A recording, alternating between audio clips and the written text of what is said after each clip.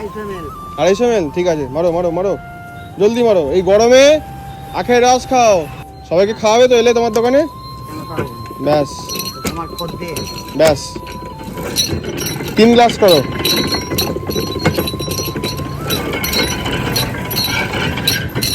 আজকে আমরা খানাকুল এসেছিলাম ঘণ্টেশ্বর বাবার মন্দিরে ভিডিও বানাতে, ওখানে সব কিছু দেখতে।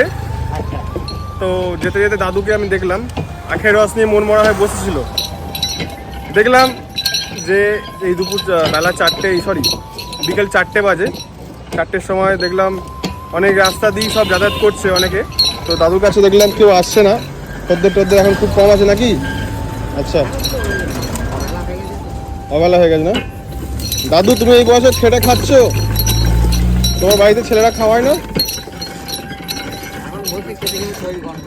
বসে খেতে গেলে শরীরটা খারাপ হয়ে যাবে। আচ্ছা, দাদু কিন্তু একদম পুরো পয়েন্টে কথা বলেছে।